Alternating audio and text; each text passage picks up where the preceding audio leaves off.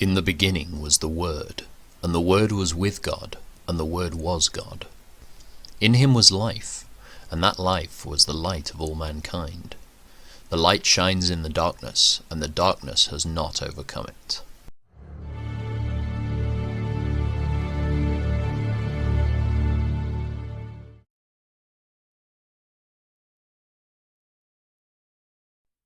When David was an old man, he appointed his son Solomon to be king over Israel. David summoned all the leaders of Israel, together with the priests and Levites. All the Levites who were 30 years old or older were counted, and the total came to 38,000. Then David said, "From all the Levites, 24,000 will supervise the work at the temple of the Lord. Another 6,000 will serve as officials and judges. Another 4,000 will work as gatekeepers. And 4,000 will praise the Lord with the musical instruments I have made." Then David divided the Levites into divisions named after the clans descended from the 3 sons of Levi, Gershon, Kohath, and Merari. The Gershonite family units were defined by their lines of descent from Libni and Shimei, the sons of Gershon. 3 of the descendants of Libni were Jehiel, the family leader, Zetham, and Joel. These were the leaders of the family of Libni. 3 of the descendants of Shimei were Shelomoth, Haziel, and Haran. 4 other descendants of Shimei were Jahath, Ziza, and Jush, and Beriah. Jahath was the family leader, and Ziza was next. Jush and Beriah were counted as a single family, because neither had many sons. 4 of the descendants of Kohath were Amram, Ijah, Hebron, and Uzziel. The sons of Amram were Aaron and Moses. Aaron and his descendants were set apart to dedicate the most holy things, to offer sacrifices in the Lord's presence, to serve the Lord, and to pronounce blessings in his name forever. As for Moses, the man of God, his sons were included with the tribe of Levi. The sons of Moses were Gershom and Eleazar. The descendants of Gershom included Shebuel, the family leader. Eleazar had only one son, Rehabiah, the family leader. Rehabiah had numerous descendants. The descendants of Ijah included Shelomith, the family leader. The descendants of Hebron included Jeriah, the family leader, Amariah, the second, Jahaziel, the third, and Jekameam, the fourth. The descendants of Uzziel included Micah, the family leader, and Ishiah, the second. The descendants of Merari included Mali and Mushi. The sons of Mali were Eleazar and Kish. Eleazar died with no sons, only daughters. His daughters married their cousins, the sons of Kish. 3 of the descendants of Mushi were Mali, Eder, and Jerimoth. These were the descendants of Levi by clans, the leaders of their family groups, registered carefully by name. Each had to be 20 years old or older to qualify for service in the house of the Lord. For David said, "The Lord, the God of Israel, has given us peace, and he will always live in Jerusalem. Now the Levites will no longer need to carry the tabernacle and its furnishings from place to place." In accordance with David's final instructions, all the Levites 20 years old or older were registered for service. The work of the Levites was to assist the priests, the descendants of Aaron, as they served at the house of the Lord. They also took care of the courtyards and side rooms, helped perform the ceremonies of purification, and served in many other ways in the house of God. They were in charge of the sacred bread that was set out on the table, the choice flour for the grain offerings, the wafers made without yeast, the cakes cooked in olive oil, and the other mixed breads. They were also responsible to check all the weights and measures, and each morning and evening they stood before the Lord to sing songs of thanks and praise to him. They assisted with the burnt offerings that were presented to the Lord on Sabbath days, and new moon celebrations, and at all the appointed festivals. The required number of Levites served in the Lord's presence at all times, following all the procedures they had been given. And so, under the supervision of the priests, the Levites watched over the tabernacle and the temple, and faithfully carried out their duties of service at the house of the Lord. This is how Aaron's descendants, the priests, were divided into groups for service. The sons of Aaron were Nadab, Abihu, Eleazar, and Ithamar. But Nadab and Abihu died before their father, and they had no sons. So only Eleazar and Ithamar were left to carry on as priests. With the help of Zadok, who was a descendant of Eleazar, and of Ahimelech, who was a descendant of Ithamar, David divided Aaron's descendants into groups according to their various duties. Eleazar's descendants were divided into 16 groups, and Ithamar's into 8, for there were more family leaders among the descendants of Eleazar.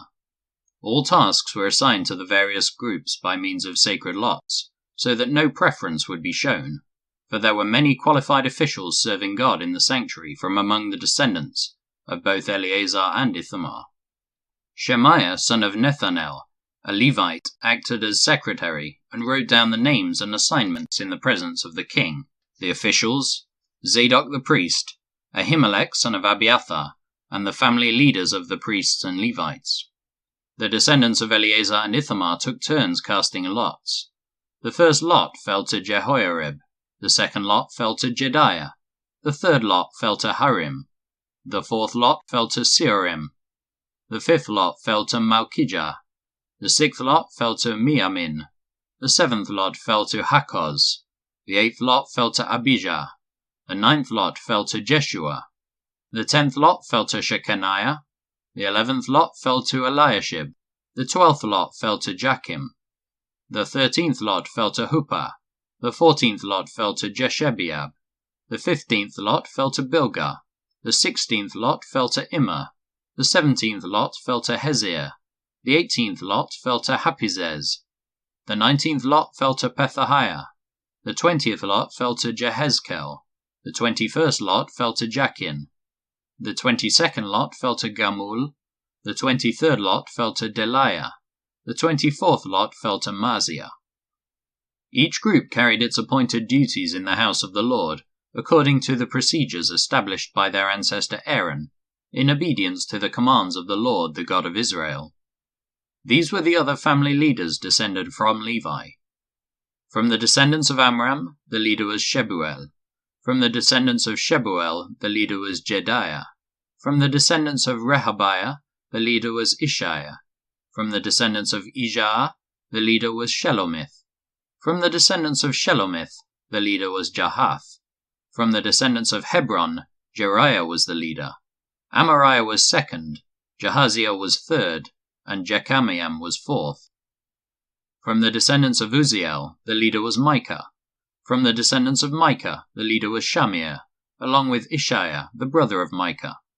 From the descendants of Ishiah, the leader was Zechariah. From the descendants of Merari, the leaders were Mali and Mushi. From the descendants of Jaziah, the leader was Beno. From the descendants of Merari, through Jaziah, the leaders were Beno, Shoham, Zakur, and Ibri. From the descendants of Mali, the leader was Eleazar, though he had no sons.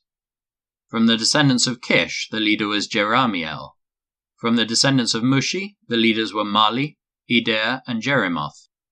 These were the descendants of Levi in their various families.